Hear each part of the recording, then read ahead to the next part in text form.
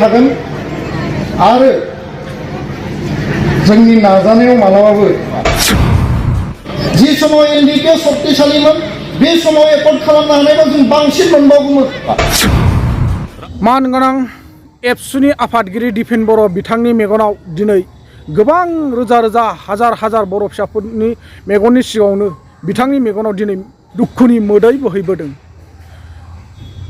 नोंथांमोना साननो हागौ बिथांनि मेगनाव मानि खारनाव मोदै बोहैदों, बे बिथांनि थाखाय खुसिनि मोदैसो होननानै। नाथाय नोंथांमोना निस्सय बेफोरबायदि गोरोन्थि सानलायनाङा। जोंनि गोरबोआव बयहाबो मोनफा मोनफा दुखु दङ आरो बे दुखुआ गावनि पार्सनेलि दुखु नङा होननानैसो आं सानहरदों।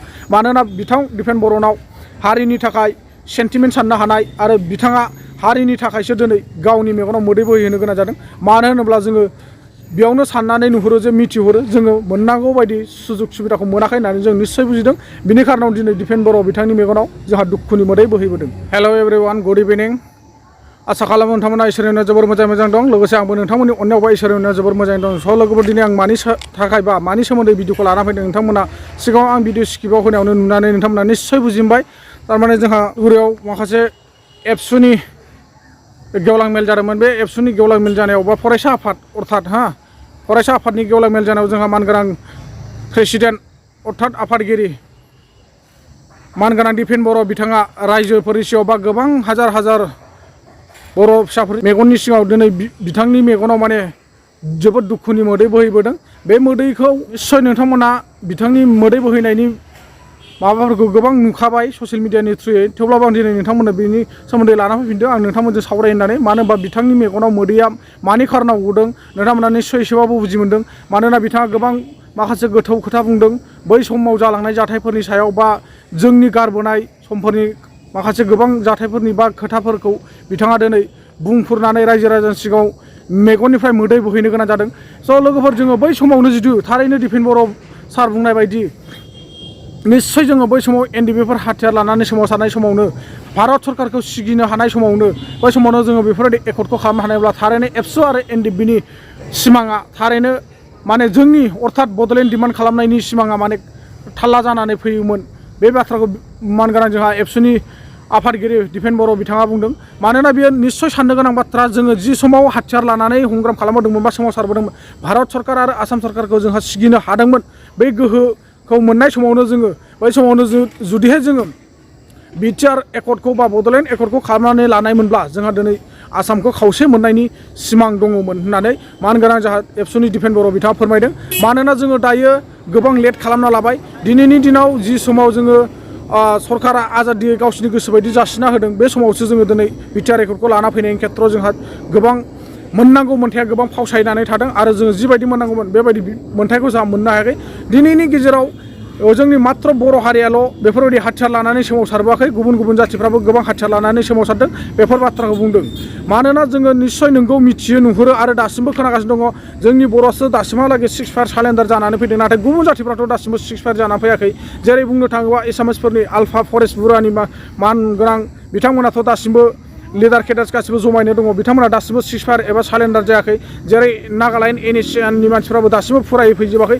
थिग बेफोरबायदिनो जोंनि बर'फ्रा नाथाय बैसोरखौ जोङो गुबुनजों रुजुवालासिनो जोंनि बर' हारिफ्रा गोजोनखौ नांगौ होननानै गोजोन थासारिखौ नांसिगौ होननानै जोंनि मोन्थाय बायदि नांगौ होननानै दिनै बर' फिसाफ्रा गासिबो लैहोर लैहोर ओंखारबोजोबनानै फैसेयावबो मानि थाखाय जोंहा गासिबो मोन्थायखौ मोनाखै। आरो बेजों लोगोसे बुंदों मानगोनां एबसुनि आफादगिरि दिपेन बर' बिथाङा प्रमद बर' अर्थात बिटिआर सरकार प्रमद बर'खौ रिकुवेस्ट खालामदों।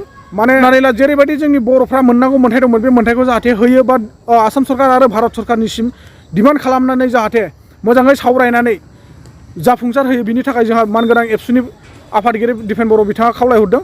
थागोन आरो जोंनि नाजानायाव मालाबाबो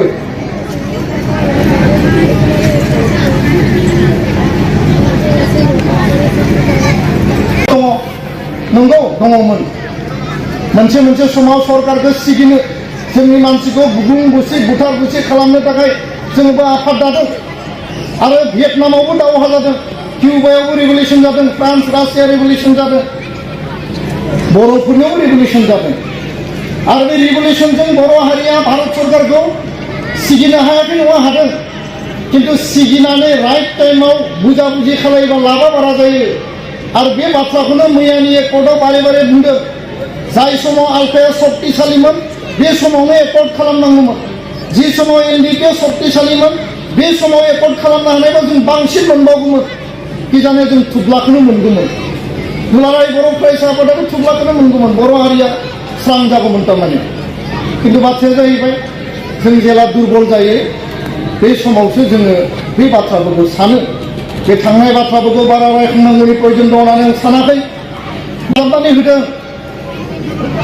बिनि एडमिनिस्ट्रेसना माबायदि जागोन प्रमद बर' बिथांखौ जोङो खावलायनाय जादों 39टा डिपार्टमेन्ट दङ बिटिआरआव बे डिपार्टमेन्टफोरनि डेभेलपमेन्टेल जिखिनि एक्टिभिटि नोंथांमोननि ओनसोलाव जानांगौ बिनि थाखाय बाजेट प्लेनिं प्रप'जेला थांनांगौ जोबथारनायाव नायनानै बुजि मोन्दों मिथि मोन्दों मानोना दिपेन बर' बिथाङा जोंहा बुंदों जि समाव आल्फाया शक्तिशालीमोन जि समाव एनडिबिआ शक्तिशालीमोन बे समावनो जोङो सक्तिखौ खालामनायमोनब्ला बा एग्रिमेन्टखौ खालामनायमोनब्ला जोङो थाल्लाखौनो मोनगौमोन बा खावसेखौनो मोनगौमोन मानो होनोब्ला माखौ खावसे मोनगौमोन होनना बुङोब्ला जोङो बै समनिफ्रायनो डिभाइड आसाम 50-50 बिदिमोन बे डिभाइड आसाम 50-50खौ जों बे समावनो मोननो हागौमोन नाथाय दिनैनि समावसो जोंनि दुर्बलता समावसो नैबे सक्तिखौ खालामनायनि खेत्रआव जोङो जोंनि मोननांगौ बायदि मोन्थायखौ बा 50-50खौ जों मोननो हादिया दिनै 50आव 25ल'सो जोंहा मोनदों दा 25खौ माबोरैहाय मोननो हागोन बिनि राहाखौ निस्सय प्रमद बर' बिथाङासो मिथिसिगौ बा आसाम सरकार